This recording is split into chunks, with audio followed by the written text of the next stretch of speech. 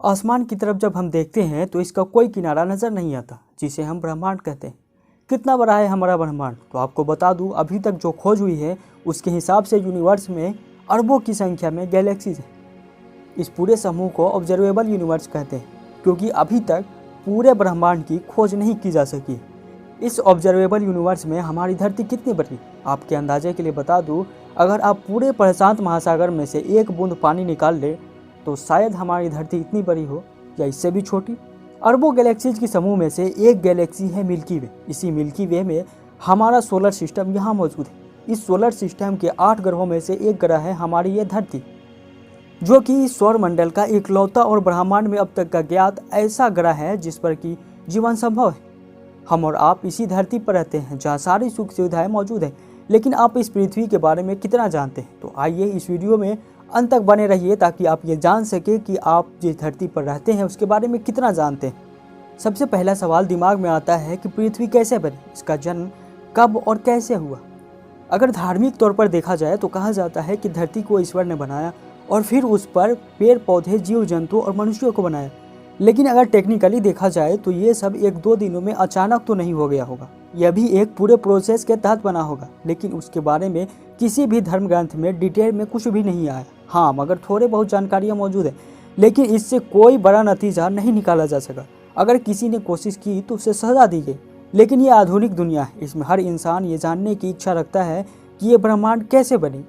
तो इन सारे सवालों के जवाब हमें विज्ञान के रिसर्च ने दिए। आज हम आपको इसी सफ़र पर ले चलने वाले हैं। इस पूरे सफ़र की शुरुआत हम वहीं से करने वाले हैं जहां हम रहते हैं, यानी हमारी पृथ्वी। पृथ्वी की उत्पत्ति कैसे हुई?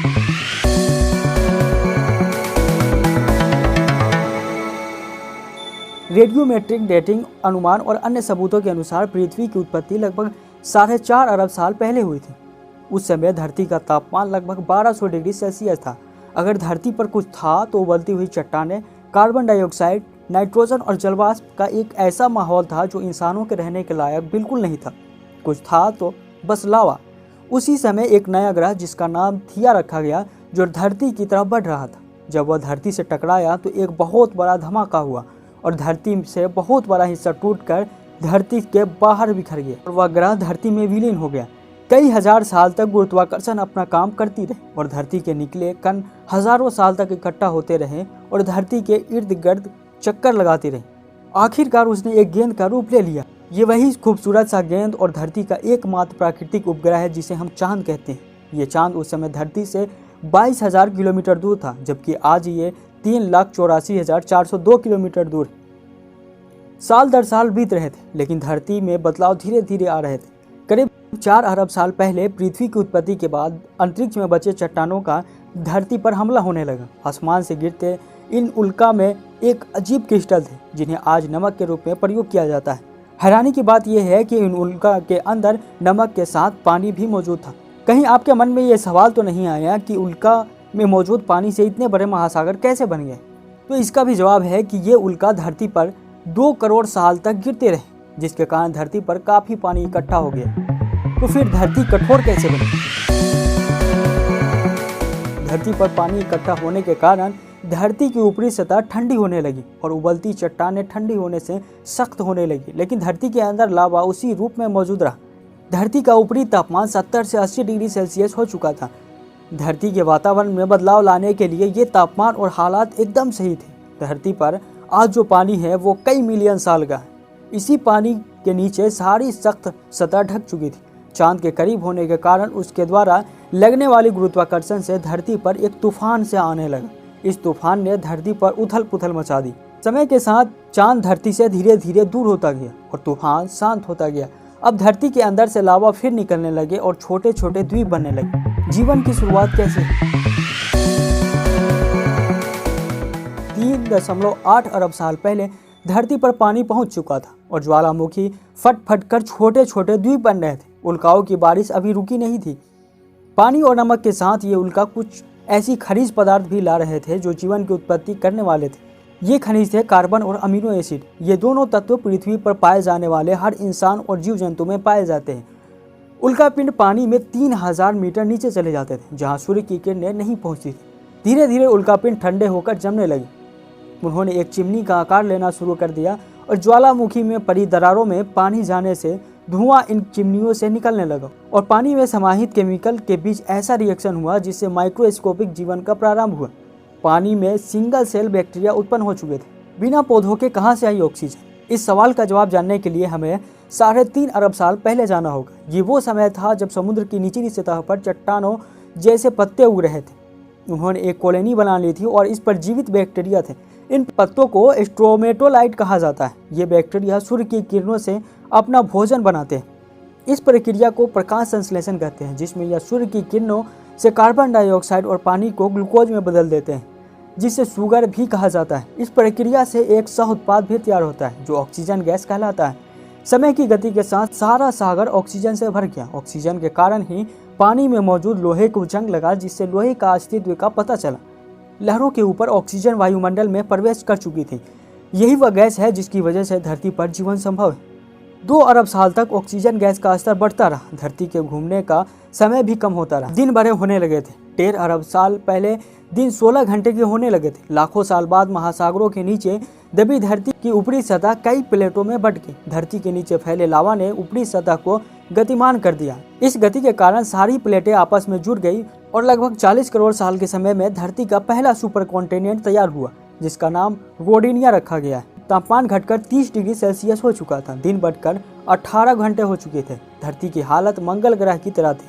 750 मिलियन साल पहले धरती के नीचे से ऐसी शक्ति निकली जिसने धरती को 2 हिस्सों में बांट दिया, और यह शक्ति थी गर्मी, जो कि धरती के नीचे पिघले हुए लावा से पैदा हुई थी, जिसके कारण धरती की ऊपरी सतह कमजोर पड़ने लगी और धीरे धीरे ऊपरी सतह 2 हिस्सों में बट गई, एक दूसरे से दूर होती चली गई, जिससे 2 महाद्वीप बन गए, साइबेरिया और गोंडवाना। धरती के ऊपर ज्वालामुखी फटने का सिलसिला अभी जारी था। धरती के लावा के साथ निकलती थी गैसें और हानिकारक कार्बन डाइऑक्साइड। वातावरण में फैली कार्बन डाइऑक्साइड ने सूर्य की किरणों को सोखना शुरू कर दिया, जिससे धरती का तापमान बढ़ने लगा। आज भी क्लाइमेट चेंज होने की वजह कार्बन डाइऑक्साइड ही है। तापमान बढ़ने से सागर के जल सूखकर बादल बनने लगे और कार्बन डाइऑक्साइड के मिलकर जबरदस्त अम्ल वर्षा की। बारिश के साथ आने वाली कार्बन डाइऑक्साइड को चट्टानों और पत्थरों ने सोख लिया। वातावरण में कार्बन डाइऑक्साइड खत्म होने से कुछ हजार सालों तक तापमान घटकर -50 डिग्री सेल्सियस हो गया। चारों तरफ बर्फ के हो जाने से सूर्य की किरणें परावर्तित हो जाती थी और तापमान बढ़ नहीं पा रहा था। धरती का केंद्र अभी भी गर्म था, इससे आप नर्क कह सकते हैं। एक अंदाजे के मुताबिक धरती के केंद्र का तापमान 6000 डिग्री सेल्सियस है, जो लगभग सूर्य की सतह के तापमान के बराबर है। इस बात का अंदाजा इसी से लगा सकते हैं कि रूस में जब खुदाई शुरू की गई तो लगभग 12 किलोमीटर ही खोदी जा सकी। इसके आगे टेम्परेचर हाई होने की वजह से खुदाई रोकना पड़ा।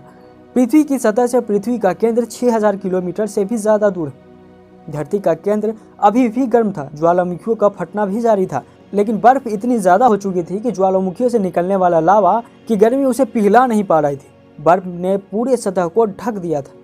अब कोई स्रोत नहीं था जो कार्बन डाइऑक्साइड को सोखे। एक बार फिर कार्बन डाइऑक्साइड ने अपनी ताकत दिखाई और सूरज की गर्मी को सोखकर बर्फ को पिघलने पर मजबूर कर दिया। अब दिन 22 घंटे के हो गए थे। बर्फ पिघलने से सूर्य से आने वाली परावैंगिक किरणों से एक केमिकल रिएक्शन हुआ, जिससे पानी में हाइड्रोजन पेरोक्साइड बनी और उसके टूटने से ऑक्सीजन, यही ऑक्सीजन गैस वातावरण में 50 किलोमीटर ऊपर तक फैल गया। वहाँ भी एक केमिकल रिएक्शन हुआ, जिससे पृथ्वी का रक्षा कवच ओजोन गैस बनी, जो सूरज से आने वाली परावैंगिक किरणों को रोकती है। अगले 15 करोड़ साल तक इस गैस की परत काफी मोटी होती गई। इसके साथ ही पेड़ पौधे अस्तित्व में आए और ऑक्सीजन की मात्रा और बढ़ने लगी। सब कुछ ठीक चल रहा था। 25 करोड़ साल पहले साइबेरिया के मैदानों में अचानक लावा धरती से बाहर निकलने लगा और वहाँ के सभी जीव मरने लगे। गोंडवाना महाद्वीप में सब कुछ सामान्य था।